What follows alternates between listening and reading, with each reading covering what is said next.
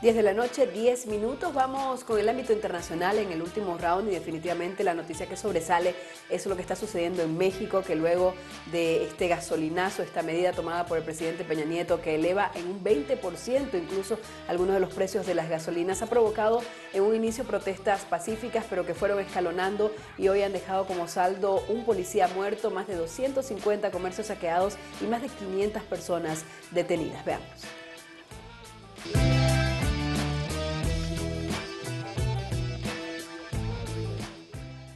Hasta esta jornada se registraron varios actos de vandalismo en la Ciudad de México, que dejó como resultado el fallecimiento de un policía y más de 500 detenidos. La policía contabilizó 29 actos vandálicos contra comercios y robos en una jornada de violencias que van en contra del gasolinazo dictaminado por el presidente Enrique Peña Nieto, quien declaró que las protestas pacíficas se derivaron en saqueos.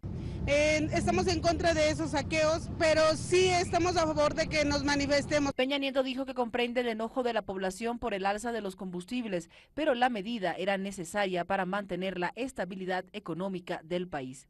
Y estamos solicitando que decrete la abolición de los artículos transitorios que permiten la liberalización de los precios de la gasolina. Así, existen 405 detenidos en un estado de México por presuntos actos vandálicos. Empresarios, comerciantes y autoridades señalaron la ola de temor que se desató. Hablemos de esta situación que nos preocupa obviamente en la región porque este gasolinazo ha generado todo movimientos, diferentes sectores se movilizan y empieza una situación de caos que realmente preocupa a la región. Por ello nosotros hemos invitado a José Rocabao, experto en temas internacionales, además ha estado viviendo mucho tiempo allá en México, para tener el contexto, la incidencia en América Latina, en la región. Esto incidió también con lo de Donald Trump, así que José, qué gusto que nos acompañes. Gabriela, muchas gracias por la invitación nuevamente. ¿Cómo se lee esta primeras reacciones? Era obvio, se habla de este gasolinazo en un momento de desabastecimiento también en el país de México. Sí, es evidente. En el último tiempo ha habido bastante inestabilidad en la economía mexicana. En lo coyuntural, digamos, por la llegada del futuro presidente norteamericano y en lo general por la inestabilidad de precios que ha habido a nivel regional. Y por la caída también de los volúmenes que ha estado exportando hacia el exterior, básicamente Estados Unidos. Entonces, cuando se entiende o se analiza la relación México, necesariamente hay que verla con su principal socio comercial, que es Estados Unidos. Y es esa relación la que hoy en día, digamos, también va a tener sus problemitas, vamos a decirlo así, y a la par México va a tener que resolver sus problemas internos. Dentro de ellos, por ejemplo, está el cómo normalmente cuando la economía mexicana se ha basado fuertemente en los volúmenes de venta de sus recursos energéticos. Y en el último tiempo se ha visto que han venido cayendo los precios y ha habido una relativa inestabilidad, hay una tendencia hacia la caída sin que haya una mejora sustantiva. Y eso ha llevado a que la economía de México, digamos el presupuesto del Estado mexicano en general vaya disminuyendo y consecuentemente en las regiones, en los estados regionales. Entonces, ¿qué es lo que provoca eso? Bueno, básicamente lo que provoca es que la necesidad de obtener mayores recursos. Y para obtener recursos en una sociedad, una vía puede ser los impuestos, donde pagan particulares, empresas, etcétera, pero otra vía puede ser incrementar los precios de los bienes y servicios públicos, que es lo que ha pasado. Y lo que se ha hecho, digamos, las medidas que se han hecho es incrementar los bienes públicos de los recursos energéticos. Y es eso lo que está ocurriendo hoy en día. ¿Era necesario la manera adecuada? O sea, México no tiene una buena situación en el momento, hablamos desde su posición, uno de los gobiernos más criticados, Peña Nieto ha tenido una crisis, está terminando su gestión con muchas observaciones y procesos además, ¿no? Esta era una medida que se tenía que asumir, o sea, la única medida que se podía asumir para poder tener esta lectura y la incidencia también en otros países, ¿no? La incidencia también en el contexto, en la región, ¿no? A mí me da la impresión que hay dos cosas que han incidido mucho esto. Uno, digamos, la debilidad de la economía mexicana y de la necesidad de más recursos. Y la otra, la llegada del nuevo gobierno norteamericano. Entonces, creo que ambos elementos han llevado a que se tome esa decisión, que ha sido muy difícil y donde los distintos actores han tenido que tomar decisiones. los actores públicos. Entonces, ¿qué es lo que ha pasado básicamente? Lo que ha pasado básicamente es que se han hecho aumentos entre el 14 y el 20% de aumento a los distintos productos energéticos, ¿no? Y eso obviamente es fuerte, porque además se ha dicho que eso va a ser una medida transitoria, porque en lo sucesivo se van a ir haciendo ajustes periódicos. Y eso, bueno, obviamente va a poner una situación donde una situación donde el nivel de precios es dinámico, no es estático. Es decir, acá nosotros tenemos un precio hace mucho tiempo, ese es un precio estático. En cambio, cuando es dinámico, todos los días puede subir o bajar. Todo depende de cómo esté la oferta y la demanda. Y eso obviamente es un tema un poco más sofisticado, más complejo, porque requiere muchas mayores capacidades institucionales para llevar adelante y todo eso. Pero más importante que eso, digamos, como una gestión pública, está el otro tema también que es importante, que es la nueva relación que se va a dar con Estados Unidos. Y las señales que ha dado Estados Unidos, básicamente con la llegada del nuevo presidente Trump, es que Estados Unidos espera que México sanee su economía, que sus relaciones sean, digamos, determinadas más por los requerimientos típicamente norteamericanos, lo cual implicaría que, por ejemplo, el flujo de trabajadores migratorios sea controlado, implicaría que el Tratado de Libre Comercio, que es el pilar del Tratado de Libre Comercio de Norteamérica, que incluye además a Panamá, además de estos dos países, seguramente va a entrar en una etapa de bastante discusión y seguramente hasta una posible recesión del tratado, lo cual también tendría otras repercusiones. Si eso más, digamos, se toca, yo creo que la relación México-Estados Unidos va a estar básicamente laxa, sin mayores asideros para una relación madura, consistente. Entonces, esos son los riesgos que se presentan a la luz de lo que estamos viendo hoy en día. Don José, muy buenas noches. Sandra Elías desde Santa Cruz lo saluda. Bueno, yo quería consultarle con relación justamente a lo que estaba hablando hace unos instantes y esta relación con Estados Unidos o esta relación con Donald Trump, ¿no es cierto? Básicamente en estos últimos días, con lo que está pasando y con los anuncios que hace Trump, por ejemplo, con las empresas automotrices, ¿no es cierto?, de que básicamente los amenaza de que si abren una nueva planta ensambladora en México van a tener que pagar estas taxes, estos impuestos gigantescos, ¿no es cierto?, y que deben quedarse acá. Da la impresión de que quisiera como tal vez ir ahogando la economía mexicana o hacer que allá no haya ningún tipo de desarrollo, de crecimiento y que todo se mantenga en Estados Unidos. Aparentemente, ¿no es cierto?, pareciera que es así. Sin embargo, mucha gente dice, bueno, si lo que él quiere es ahogar la economía mexicana, va a comenzar a haber muchos más emigrantes mexicanos tratando de llegar nuevamente a Estados Unidos y todo se va a complicar.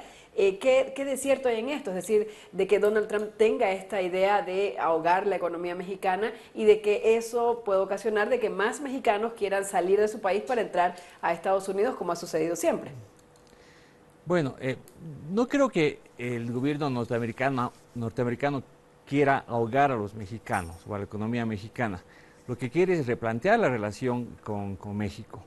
Y en ese sentido, lo que quiere Estados Unidos como primera medida, recuperar la mayor cantidad de puestos de empleo, de trabajo que en este momento están, que trabajan con empresas norteamericanas que en este momento están localizadas en México, y esto lo que se va a buscar es relocalizar estos empleos a su propio territorio, exactamente, con la finalidad de generar empleos para la gente, porque ¿cuál es el problema de fondo en este momento? Una, digamos, de las crisis más preocupantes que tiene Estados Unidos, sin que llegue a ser una crisis sino, digamos, uno de los problemas más serios, la dificultad de generar nuevos empleos competitivos. Hoy en día lo que está pasando es que hay muchos países que tienen costos muy bajos para producir el mismo producto que en Estados Unidos. China produce miles de productos para empresas norteamericanas, lleva el sello norteamericano, pero el producto está hecho en China. Y eso obviamente está generando muchos problemas para la clase trabajadora norteamericana.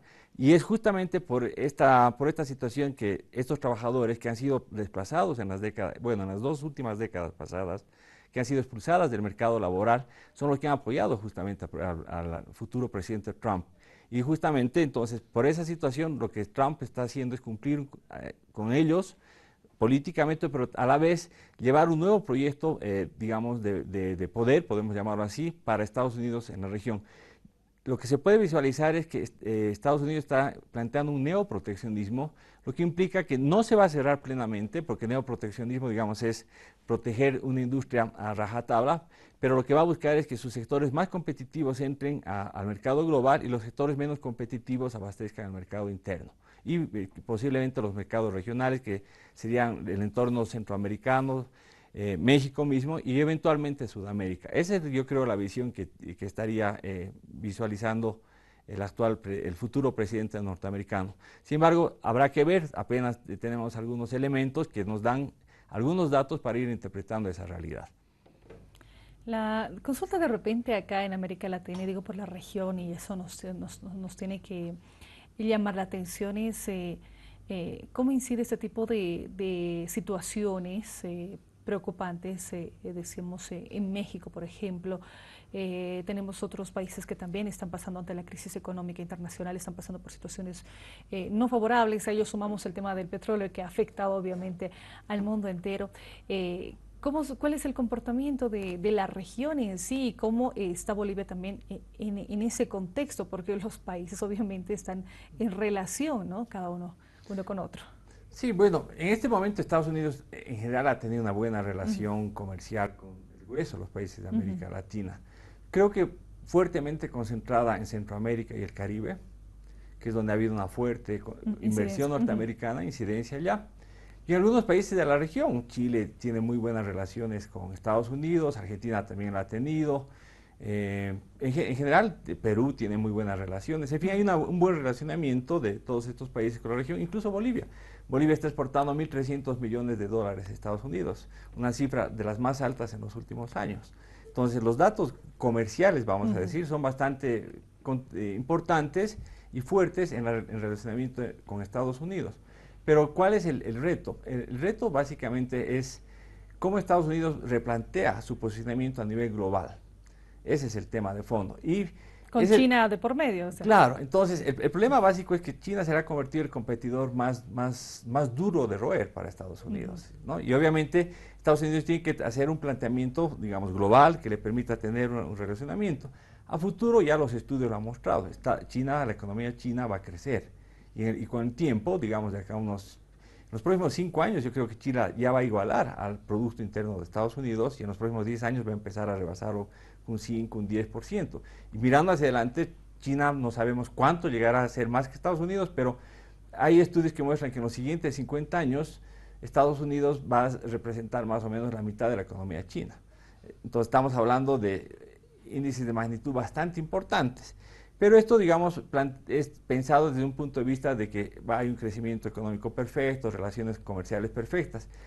No se toca en eso, por ejemplo, lo que es el neoproteccionismo, o sea, cómo proteger las industrias, y Estados Unidos estaría de alguna manera en este nuevo contexto buscando cómo proteger sobre todo su mercado laboral y cómo replantear las relaciones. Entonces eso todavía está por dibujarse, pero ya hay esos elementos. El caso de México también. En México, por ejemplo, ahora ha vuelto a ser secretario el nuevo canciller, el que fue el secretario de Hacienda, hasta hace unos 6 meses más o menos. Entonces, justamente él va a tratar también de reconstruir, o de proconstruir en realidad, porque todavía no se ha dañado, reconstruir la relación con Estados Unidos, tomando nuevos elementos y viendo cuáles serían los asideros para una relación productiva bilateral.